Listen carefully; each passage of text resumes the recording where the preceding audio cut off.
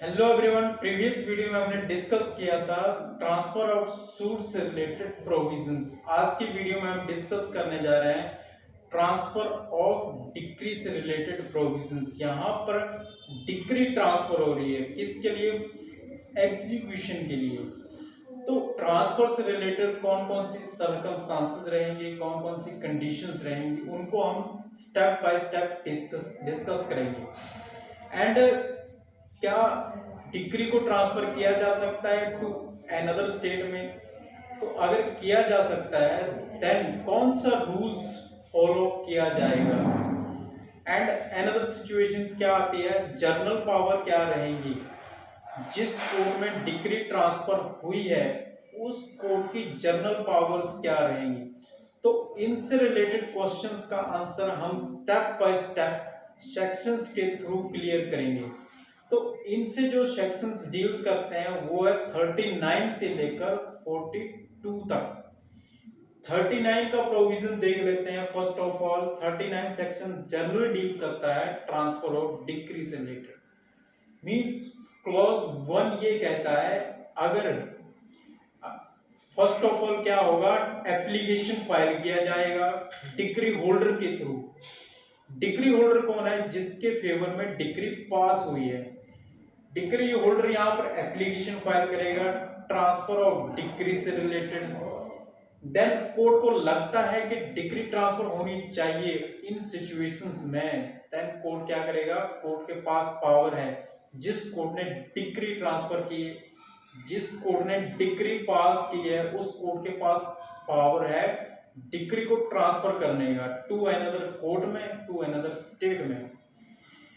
Then जो first clause है वो ये डील करता है कि जजमेंट डेटर अगर जजमेंट डेटर किसी अनदर कोर्ट की जुरिडिक्शंस में, लोकल लिमिट्स ऑफ जुरिडिक्शंस में रह रहा है या फिर बिजनेस कर रहा है या फिर वर्क्स फॉर गेन कर रहा है, इस सिचुएशंस में जिस कोर्ट ने डिक्री पास की है वो कोर्ट अनदर कोर्ट में डिक्री ट्रांसफर कर सकती है।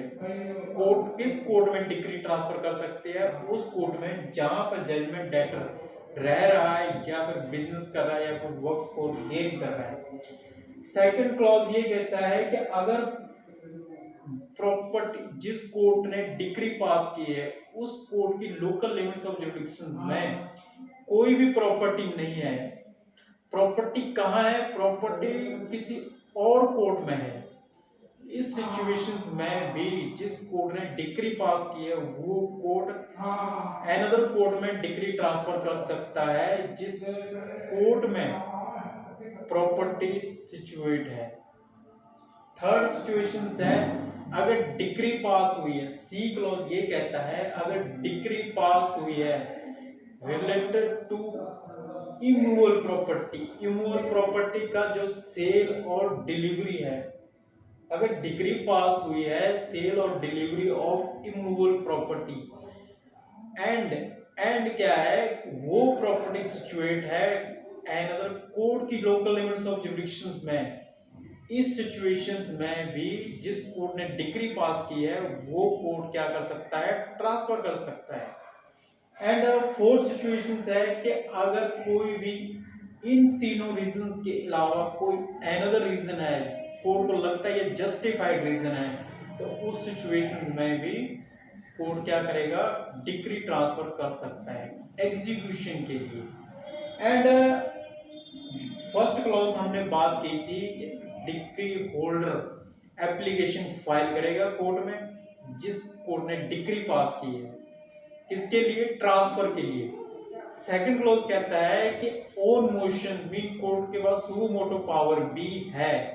कोर्ट को लगता है कि डिक्री ट्रांसफर होनी चाहिए, उस सिचुएशंस में भी कोर्ट डिक्री ट्रांसफर कर सकता है किसी और कोर्ट में जिस कोर्ट की लोकल लिमिट्स की जुरिडिक्शंस में या तो प्रॉपर्टी सिचुएट है या फिर जजमेंट डेटर रह रहा है या बिजनेस कर रहा है या वर्क्स फॉर गेन कर रहा है। एंड जो थर्ड क्लॉज की बात करेंगे, कॉम्पिटेंसी कैसे डिसाइड की जाएगी? कोर्ट की जो कॉम्पिटेंसी है जहां पर डिक्री ट्रांसफर हुई है उस कोर्ट की कॉम्पिटेंसी कैसे डिसाइड की जाएगी? तो उसके लिए ये देखा जाएगा at the time of application, जिस टाइम डिक्री होल्डर एप्लीकेशन लगा रहा है उस टाइम अगर उस कोर्ट की जुरिडिक्शंस बन रही है, मींस उस कोर्ट की जुरिडिक्शन इस टेंडर में बन रही है कि उसको सूट को ओरिजिनली फाइल किया जा सकता था, देन उस सिचुएशंस में कोर्ट को कॉम्पिटेंट माना जाएगा फॉर द एग्जीक्यूशंस।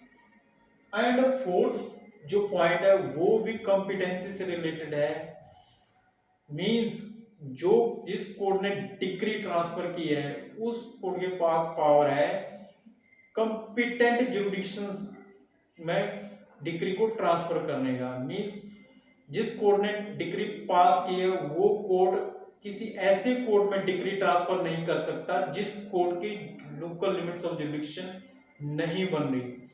मींस जो ट्रांसफर होगा वो within local limits of jurisdiction ही होगा, या फिर कॉम्पिटेंट कोर्ट में ही डिक्री ट्रांसफर की जा सकती है। एंड क्या हम जो डिक्री है वो कोर्ट किसी अनदर स्टेट में भी ट्रांसफर किया कर सकता है? तो इसका आंसर होगा यस। जिस कोर्ट ने डिक्री पास की है वो कोर्ट अनदर स्टेट की कोर्ट में डिक्री ट्रांसफर कर सकता है।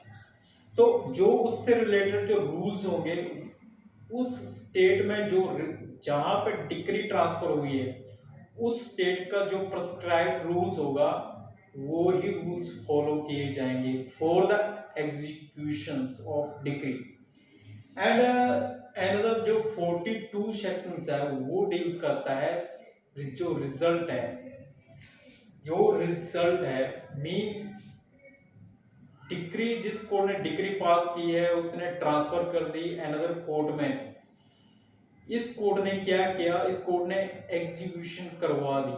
तो इस एग्जीक्यूशन का जो रिजल्ट होगा वो सर्टिफाइड रिजल्ट जिस कोर्ट ने डिक्री पास की है या ट्रांसफर की है उस कोर्ट को सेंड करना जरूरी है।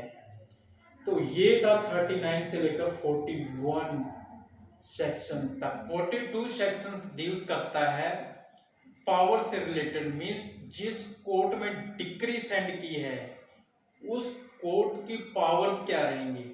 तो 42 का जो क्लॉज 1 है वो डील्स करता है कि पावर्स क्या रहेंगी, सेम रहेंगी, सेम पावर्स रहेंगे एग्जीक्यूशन के। मींस जिस कोर्ट ने डिक्री पास की है जो पावर्स उस कोर्ट में थी वो सेम पावर्स रहेंगी जहां पर डिक्री ट्रांसफर हुई है। एंड अगर कोई भी डिसओबेइंग करता है या फिर ऑब्स्ट्रक्ट करता है तो उस सिचुएशंस में जो पनिशमेंट का जो मैनर है वो भी सेम रहेगा। एंड जो अपील से रिलेटेड रूल्स है वो भी सेम रहेगा। इन शॉर्ट अगर हम कहेंगे तो पावर सेम रहेगी एंड जो पनिशमेंट का जो मैनर है वो भी सेम रहेगा एंड अपील से रिलेटेड जो रूल्स हैं वो भी सेम रहेंगे। सेम मींस जिस कोर्ट ने डिक्री पास की है उस कोर्ट के पास जो रूल्स होते हैं वो उस कोर्ट के पास जो पावर्स होती है वो सेम पावर्स उस कोर्ट में होंगी जिस कोर्ट में डिक्री ट्रांसफर हुई है।